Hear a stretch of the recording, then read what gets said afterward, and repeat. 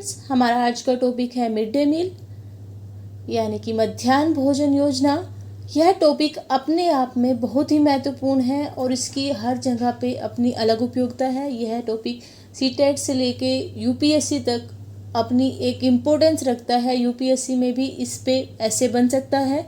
बाकी हर जगह छोटे छोटे क्वेश्चंस हैं जो आपसे पूछे जा सकते हैं। स्टार्ट करते हैं। हाल फिलहाल मिड डे मील योजना काफ़ी चर्चा में है। चर्चा में क्यों है? मध्याह्न भोजन योजना, जिसको हाल ही में पीएम पोषण योजना के नाम से जाना जा रहा है, चर्चा में क्यों है? हाल ही में वित्त मंत्रालय ने मिड डे मील योजना के तहत प्रति बच्चा खाना पकाने की लागत में 9.6% की बढ़ोतरी को मंजूरी दी है। वर्ष 2020 की शुरुआत में पिछली बढ़ोतरी के बाद से प्राथमिक कक्षाओं 1 से 5 में खाना पकाने की लागत 4 से 4.97 रुपये प्रति बच्चा और उच्च प्राथमिक कक्षाओं में 7.45 रुपये कक्षा 6 से 8 रही है। बढ़ोतरी के प्रभावी होने के बाद प्राथमिक स्तर तथा उच्च प्राथमिक स्तर पर यह लागत क्रमशः 5.45 रुपये एवं 8.17 रुपये हो गई है। मध्याह्न भोजन योजना मिड डे मील का परिचय पढ़ लेते हैं। परिचय: मध्याह्न भोजन योजना शिक्षा मंत्रालय के तहत एक केंद्र प्रायोजित योजना है जिसकी शुरुआत 1995 में की गई थी।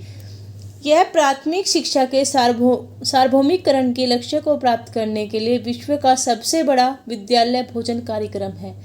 मध्याह्न भोजन योजना की जो शुरुआत है वो सबसे पहले तमिलनाडु राज्य ने अपने स्टेट में की थी।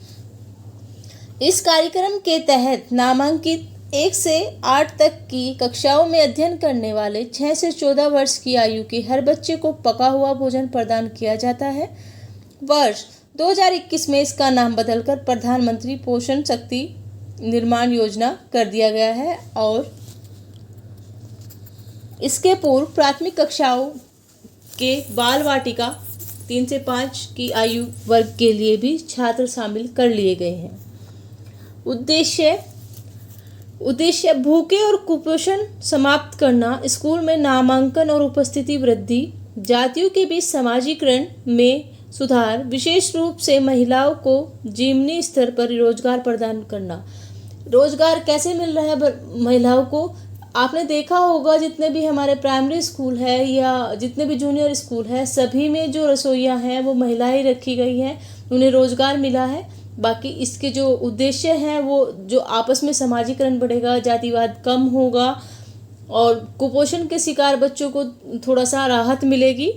गुणवत्ता की जांच: एगमार्क गुणवत्ता वाली वस्तुओं की खरीद के साथ ही स्कूल प्रबंधन समिति के 2 या 3 वरिष्ठ सदस्यों द्वारा भोजन का स्वाद चखा जाता है।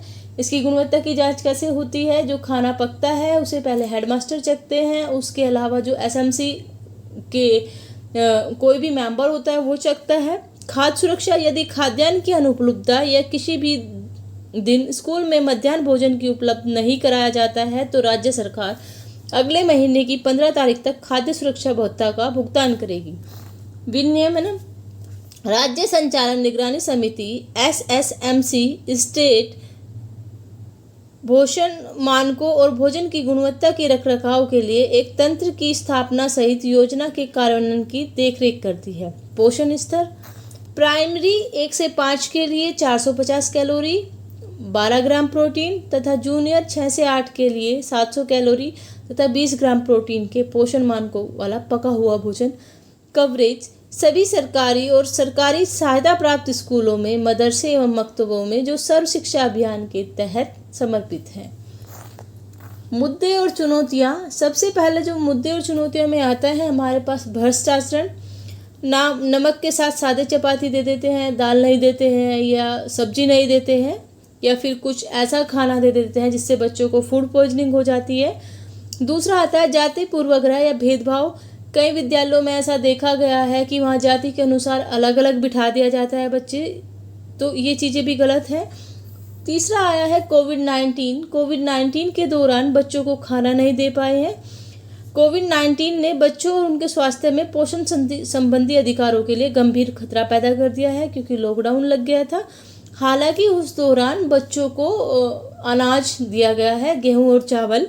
कुपोषण का खतरा। राष्ट्रीय परिवार स्वास्थ्य सर्वेक्षण 5 के अनुसार देश भर के कई राज्यों में पाठ्यक्रम में बदलाव करते हुए बाल कुपोषण को बिगाड़ते स्तर को दर्ज किया है। भारत दुनिया के लगभग 30% अविकसित बच्चों और 5 वर्ष से कम उम्र के लगभग 50% गंभीर रूप से कमजोर बच्चों का केंद्र है।